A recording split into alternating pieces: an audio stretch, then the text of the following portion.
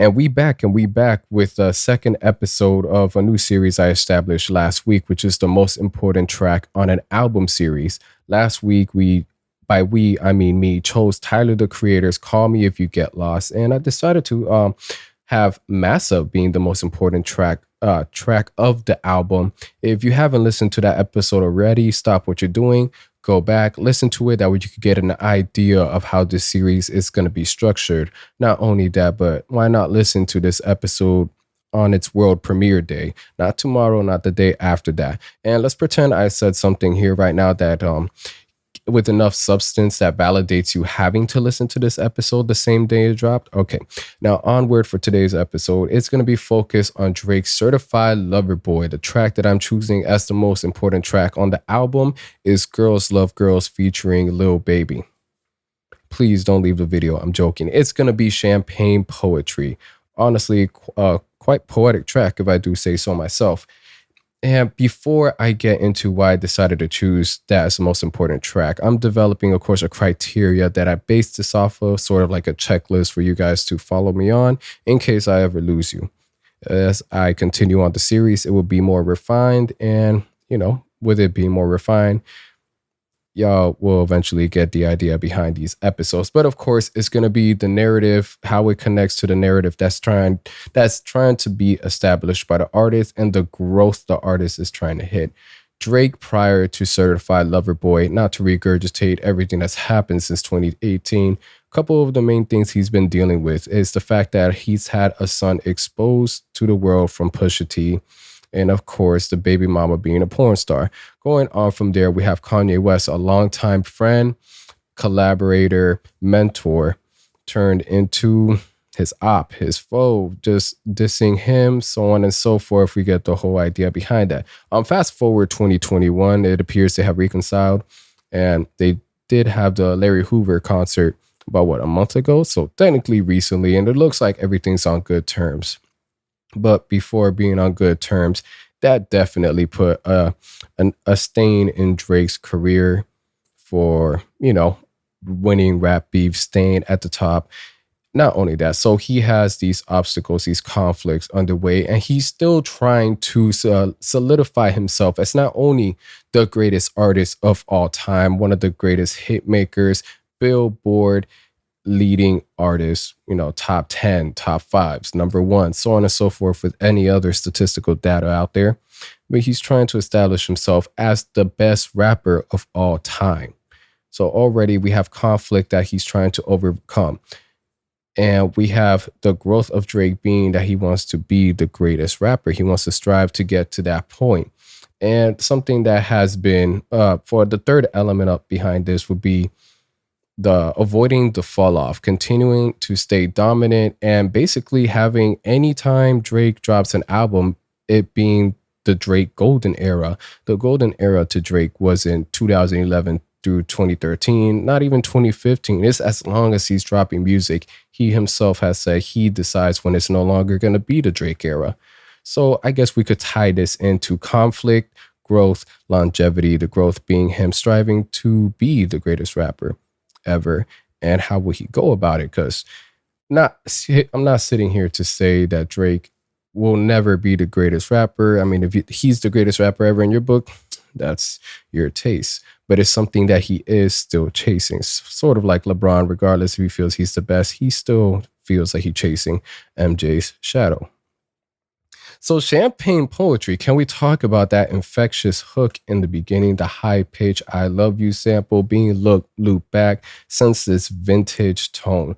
I wouldn't say it's on the mellow side, but it just sort of definitely grabs your ears to pay attention. The first verse coming off being "I've been hot since the birth of my son," going into the conflict that's been established in the past couple years, still fresh and rooted inside of Drake's head. Most important track being Certified Lover Boy doesn't really give us much about Drake's life, if we're real here. We get the usual grooming relationships he has with strippers and the reason why that doesn't work out. He doesn't really give too much detail into his father lifestyle either, being one of the biggest, if not the biggest artist in the planet. How does fatherhood work and what's your version of it? We don't get that. And we don't get any in-depth relationship bars or, with any of his peers and how that dynamic goes. I mean, the closest thing we honestly got was probably no friends in the industry, but we know he has a couple peers, not necessarily friends, because at the end of the day, we know him. So the conflict that has been established the past couple years gets mentioned off the rip, making champagne poetry have the weight that carries the rest of the album because that continuously gets brought up again. 7 a.m. on Brittle Path. Not so much directly Kanye. I know friends in the industry, but a big, hey, fuck all of y'all. I'm really vibing with you guys. I'm going to keep writing by myself. Even though, again, he does have plenty of peers that respect him. And with that, we get the following verses afterwards where he talks about his overall crew, everything they have established, which regardless of how much people try to bring Drake down, his team is solidified. The foundation has already been set. And regardless of what happens, he has already established a legendary career. Now, as far as growth, having Champagne Poetry be a lyrically heavy track sets the tone for something Drake has been doing since I want to say 2013 with Tuscan Leather, because prior to that we would have more melancholic intros such as Lust for Life, Over My Dead Body, and I believe Fireworks on Thank Me Later. And something that Drake has noted when it comes to his album intros is that it does set the mood for the rest of the project. There is a monologue that he usually goes through mentally as he does, the blueprint for the LP, however his process goes. But the most important is that it starts off with the intro.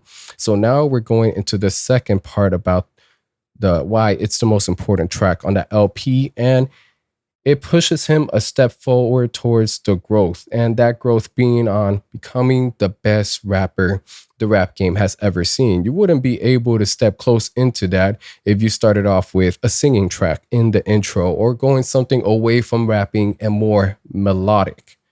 We clearly see that this is way more bar heavy than Scorpion, seeing as how Scorpion had a whole side dedicated to rapping and singing more for the hits. And again, this isn't a Scorpion review, just reflecting on that.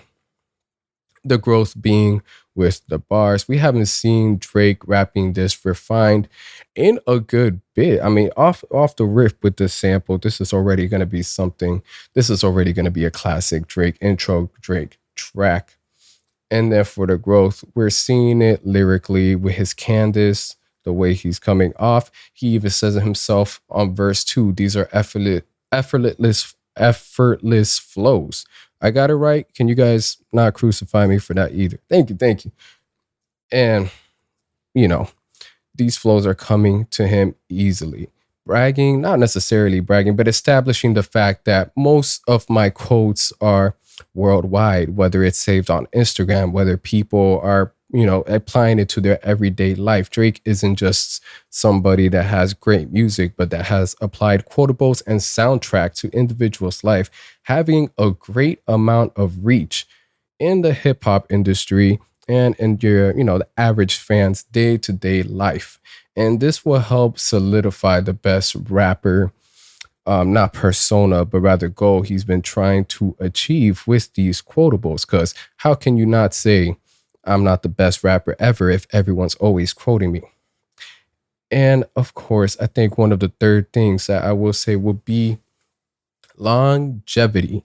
And going off from the second verse that Drake establishes with the quotes and all the people that say they're over him, and Drake still being the hottest artist, regardless of how much people want to fall off. And I mentioned the Drake era, the supposed established Drake eras, and how Drake disagrees with that completely. Yes, he feels anytime he makes music is still a continuation of the Drake era. Longevity is the third part of this criteria, why I chose Champagne Poetry to be the most important track on the album. And that will go on into the second half of the track that goes through a beat switch into something with a more, grand, not chorus, orchestra. I will get better at this, I promise. But anyways, we often get send jabs at Drake for not being as politically involved in his tracks when again we know he doesn't want to for the sake of sales, whatever it may be. But with his third verse focusing on the riots that have been spreading around the country for the past 2 years, he is dipping his toes in there. We're not getting nothing super introspective or how it's personally affecting his life on a day-to-day basis.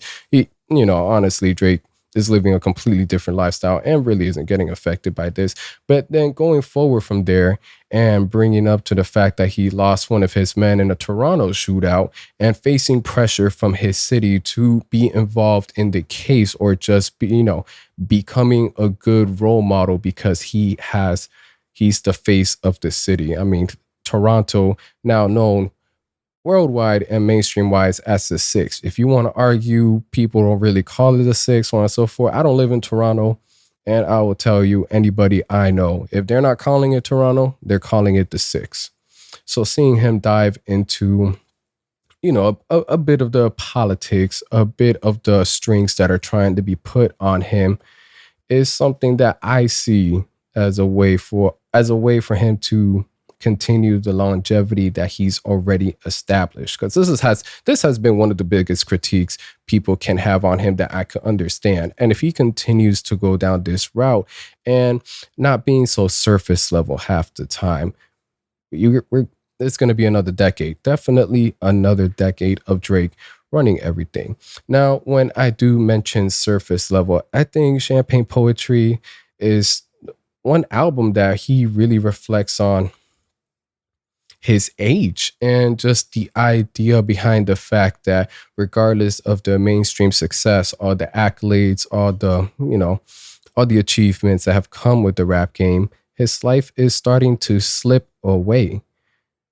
And that isn't something that really gets touched on for the rest of the album either. Again, I mentioned that it's surface, but hearing him talk about, his physicality not being the same anymore and still trying to find his soulmate that for the past, decade, album after album, he still hasn't found. We got flings, we got promises, but still not the one he has long is adding to the longevity as well, because these are things that we enjoy to hear. And if we could just get a bit more depth onto this, it would be more interesting dynamics that continue to get us engaged with it.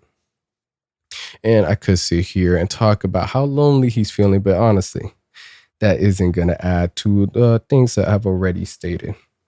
Of course, he doesn't dive deep into fatherhood, being the biggest artist in the world, but again, starting off the track about his son. And towards the end of the song, he talks, slightly about his situation with his baby mama and being able to work it out. And again, sort of playing this underdog card, even though he's at the top of how many times are people going to put him down, but he's still going to win awards. He's still going to get the numbers, regardless of how many people hate on him in the industry. They're all going to smile, love him, use his quotes, use his music, and play buddy buddy just to be on his good side. I hope this all made sense for you. And I think one of my favorite parts of this song will be the end, where he repeats, "This is the part where I don't ever say pardon me anymore. This is the part where I'm gonna find a new part of me to explore. This is the part where all my partners know what we in it for. This is the part where we're gonna throw us a party after the war." What's the point of that? What's the point of me repeating that? How does that make it the most important track on the album? But I feel it targets all three of the points that I made above, with the conflict, the growth, and the longevity that this song hits on every note. Of course, with the conflict of him not being so apologetic and putting his foot down, establishing, I'm not a new guy here. I've been at the top for so long that he's going to choose to carry himself however he wants, regardless of the repercussions. But we've seen how that went. We've seen how that's gone. And of course, this is a part of me where I'm going to find a new part of me to explore, which will lead to more growth. And with that growth, it will lead to longevity, hopefully. And it just also sounds raw on the song. We actually playing it. It just sounds pretty cool. And with that, this is why Champagne Poetry is the most important track on Certified Lover Boy. again, as the series continues, this will get more refined. Let me know your guys' thought. What do you think is the most important track on Certified Lover Boy? Not the best one, because again, the best one would probably be Girls Love Girls. Okay. I'll stop with that. Please don't crucify me for it. It really is a banger, man. Y'all need to stop playing. We're all lesbians out here. We can admit that, right? Right? I'll catch you guys next week with another episode in this series. Thank you for listening. I'm out.